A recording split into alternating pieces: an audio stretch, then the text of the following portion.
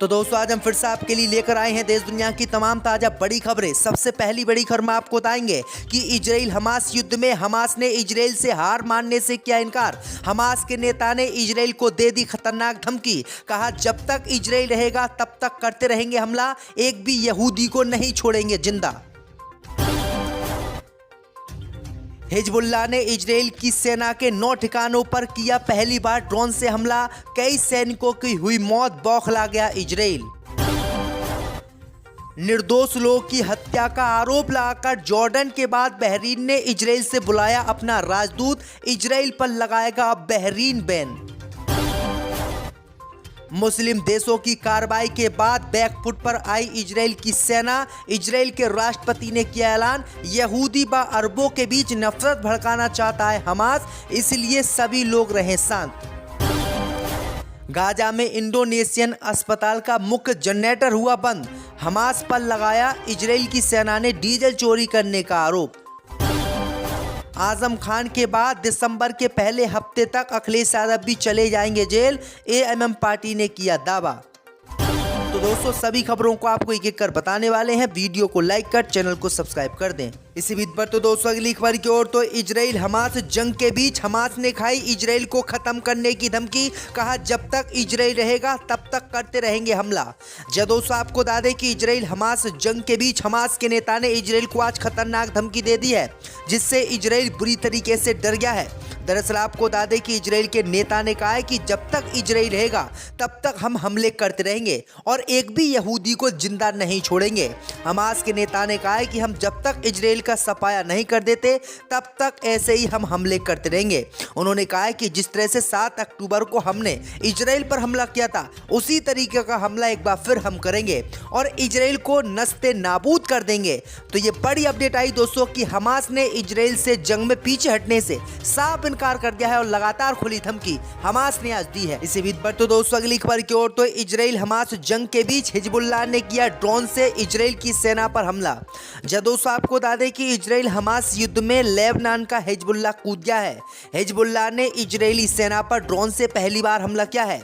Hezbollah का कहना है कि उसने इजरायली सेना के 19 ठिकानों पर हमला किया है, जिसमें इजराइल के कई टैंक तबाह हो गए हैं और 19 ठिकानों को निशाना बनाया गया है। वहीं आपको बता दें कि हिजबुल्लाह लगातार यही कह रहा है कि वो जंग में इजराइल से पीछे नहीं हटेगा और इसका मुकाबला करेगा। तो ये बड़ी अपडेट आई दोस्तों कि हिजबुल्लाह ने 19 इजराइल के ठिकानों पर पहली बार ड्रोन से हमला किया है, जिससे इजराइल तिलमिला गया है और भारी नुकसान इजराइल को हुआ है। इसी बीच पर तो दोस्तों अगली खबर की ओर, तो इजराइल हमास युद्ध के बीच जॉर्डन की राह पर पहुंचा बहरीन ने इजराइल से अपना राजदूत वापस बुलाने का किया ऐलान। जब दोस्तों आपको बता दें कि इजराइल हमास युद्ध के बीच जॉर्डन के बाद अब बहरीन ने इजराइल पर बड़ी कार्रवाई की है। दरअसल आपको बता दें कि बहरीन ने इजराइल पर निर्दोष लोग की हत्या करने का आरोप लगाते हुए अपने राजदूत को इजराइल से वापस बुलाने का ऐलान कर दिया है। इससे पहले जॉर्डन के राजदूत को जॉर्डन की सरकार ने वापस बुलाया था और अपने दूतावास को बंद कर दिया था। जॉर्डन ने भी कहा था कि इजराइल हमारी बात नहीं मान रहा है और गाजा पट्टी में बमबारी कर रहा है, जिसमें हजारों बच्चों की मौतें हो रही हैं, जिससे हम नाराज हैं। वहीं आपको बता दें कि जॉर्डन की नाराजगी के बाद बहरीन ने भी यही कदम उठाया है और बहरीन ने भी इजराइल से अपने सभी संबंध खत्म करने का ऐलान कर दिया है, जो इजराइल के लिए बड़ा झटका माना जा रहा है।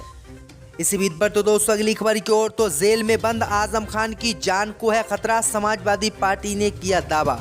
जब दोस्तों आपको बता दें कि समाजवादी पार्टी के वरिष्ठ नेता आजम खान जब से जेल गए हैं तब से लगातार समाजवादी पार्टी के नेता उनकी जान को खतरा बता रहे हैं। इस बीच समाजवादी पार्टी के वरिष्ठ नेता शिवपाल सिंह यादव ने जेल में बंद आजम खान की जान को खतरा बताया है।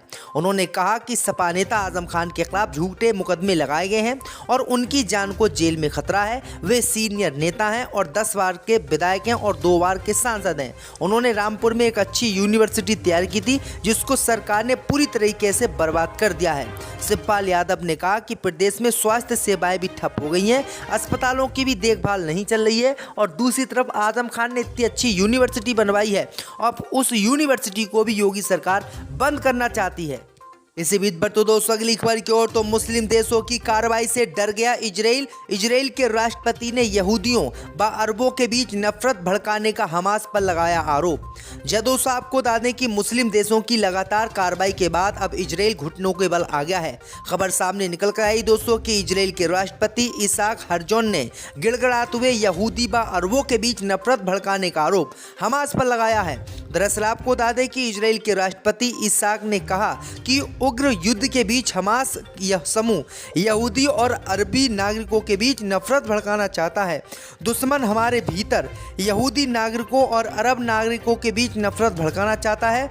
ऐसे प्रयासों का डटकर मुकाबला किया जाना चाहिए। उन्होंने कहा है कि मुस्लिम देशों जो अरब देश हैं उनको भी हमारे साथ आना चाहिए और हमास को ख़त्म करना चाहिए। यानी इजराइल के राष्ट्रपति को लगने लगा है कि मुस्लिम दुनिया जो है, जो मुस्लिम देश हैं, वो अब हमास के खुलकर सपोर्ट में आ रहे हैं, जिससे उनको करोड़ों रुपए का नुकसान होगा और इजराइल बर्बाद हो जाएगा। और इसी बीच इजराइल के राष्ट्रपति ने ये बातें कही हैं। इसी बीच पर तो दोस्तों अगली खबर की ओर तो आजम खान के बाद अब जेल जाएंगे अखिलेश यादव, एएमएम पार्टी ने किया दावा। दोस्तों आपको बता दें कि लोकसभा चुनाव नजदीक आते ही राजनीतिक दलों की बयानबाजी तेज हो गई है। समाजवादी पार्टी लगातार बीजेपी पर हमलावर है। इस बीच असदुद्दीन ओवैसी की पार्टी ने अखिलेश यादव पर निशाना साधा है। दरअसल आपको बता दें कि ओवैसी की पार्टी ने सपा मुखिया अखिलेश यादव के जेल जाने की भविष्यवाणी कर दी है।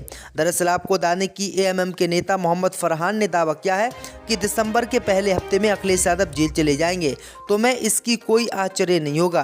दरअसल आपको बता दें कि इससे पहले आजम खान जेल चले गए हैं और आजम खान के जेल जाने के बाद अब एएमएम पार्टी ने जो है इनके जेल जाने की भविष्यवाणी कर दी। अब देखते हैं कि अखिलेश यादव जेल जाते हैं या फिर नहीं। इसी बीच पर तो दोस्तों अगली खबर की ओर तो अमेरिका में बड़ी संख्या में अवैध रूप से घुस रहे भारतीय 96,000 पकड़े गए।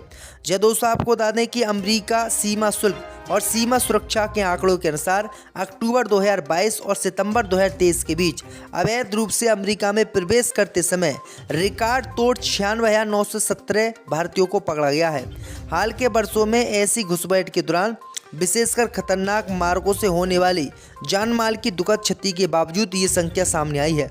96,917 भारतीयों में से 30,010 को कनाडा सीमा और 41,710 को मैक्सिको की सीमा पर पकड़ा गया है। बाकी वे लोग हैं जिन्हें मुख्य रूप से घुसपैठ के बाद ट्रैक किया गया था। तो ये बड़ी अपडेट आ रही दोस्तों। इसी बीच पर तो दोस्तों अगली खबर की ओर तो तमिलनाडु के नेता थॉल ने खुलेआम किया फिलिस्तीनी संगठन हमास का समर्थन, बीजेपी में मचा बवाल। दोस्तों आपको बता दें कि इजराइल हमास युद्ध के बीच तमिलनाडु के एक नेता ने खुलकर फिलिस्तीनी संगठन हमास का समर्थन किया है। उनके इस समर्थन के बाद पूरे प्रदेश में बवाल मच गया है और बीजेपी उनके इस बयान की निंदा कर रही है। दरअसल आपको बता दें कि तमिलनाडु के नेता ने इजराइल को कब्जाधारी राष्ट्र करार दिया और आरोप लगाया कि यहूदी आबादी ने संयुक्त राष्ट्र अमेरिका जैसी महाशक्तियों के समर्थन से फिलिस्तीनी क्षेत्र पर कब्जा कर लिया है। उन्होंने फिलिस्तीनी और इलम जातीय संघर्ष के बीच समानता बताई, जिसमें दोनों समुदायों द्वारा समान किए गए कथित कब्जे और दमन पर जोर दिया। उन्होंने कहा कि इजराइल के जो लोग हैं वो जबरदस्ती फिलिस्तीनियों की जमीन पर आकर बसे हैं और उन्होंने ये जमीनें कब्जा की हैं और इजराइल एक कब्जाई राष्ट्र है। तो ये बड़ी अपडेट आ रही दोस्तों। इसी बीच पर तो दोस्तों अगली खबर की ओर तो गाजा में इंडोनेशियन हॉस्पिटल का मुख्य जनरेटर हुआ बंद, इजराइल ने लगाया हमास पर डीजल चोरी करने का आरोप। दोस्तों आपको बता दें कि गाजा पट्टी में हमास के विरुद्ध इजराइल का ऑपरेशन जारी है। इसी ऑपरेशन के बीच गाजा में इंडोनेशियन अस्पताल का मुख्य जनरेटर ईंधन के कारण बंद हो गया है। वहीं आपको बता दें कि अस्पताल के प्रमुख डॉक्टर अतैफ ने बातचीत में अस्पताल के कुछ हिस्सों की जानकारी दी है। उन्होंने कहा है कि जो पूरा अस्पताल था उसका इलेक्ट्रोमैकेनिकल सिस्टम काम करना बंद कर दिया है। ऑपरेटिंग रूम में वेंटिलेशन सिस्टम है और ऑक्सीजन स्टेशन भी बंद पड़ा है। अस्पताल के मुर्दा घर भी बंद हो गए हैं। गाजा स्वास्थ्य मंत्रालय के प्रवक्ता अशरफ अल कुद्र ने गुरुवार को टेलीविजन पर यह बात की जानकारी दी है और दुनिया भर के देशों से तेल पहुँचाने की मदद की है। इसी बीच पर तो दोस्तों अगली खबर की ओर तो बीजेपी ने किया दावा, हिंदुओं को बदनाम करने की साजिश रच रही है कांग्रेस। दोस्तों आपको बता दें कि मध्य प्रदेश में विधानसभा चुनाव जैसे जैसे नजदीक आ रहे हैं, भारतीय जनता पार्टी के नेता लगातार कांग्रेस पार्टी को हराने के लिए हिंदू धर्म का सहारा ले रहे हैं। इसी बीच खबर सामने निकल कर आई दोस्तों की बीजेपी के नेता ने दावा किया है कि कांग्रेस ने पहले कोरोना वायरस का टीका लगवाने वालों को आतंकवादी कहा। दिग्विजय सिंह जो कांग्रेस पार्टी के हैं वो हिंदू धर्म को मानने से इनकार कर रहे हैं और उसी परंपरा पर चलते हुए अब पार्टी के विधायक जीतू पटवारी ने हिंदुओं के लिए नया शब्द नफरती हिंदू दिया है। उन्होंने आरोप लगाया है कि मुंबई हमले के बाद कांग्रेस ने भगवा आतंकवाद शब्द गढ़ा था, अब इसके बाद कांग्रेस नया शब्द ले आई है। उन्होंने सवाल किया है कि क्या हिंदू कांग्रेस को नफरती दिखाते हैं। सबसे खूबसूरत जगहों में से एक है। सूत्रों के मुताबिक राहुल गांधी आज रात लेह में टूरिस्ट कैंप में रात गुजारेंगे। जो बड़ी अपडेट निकल के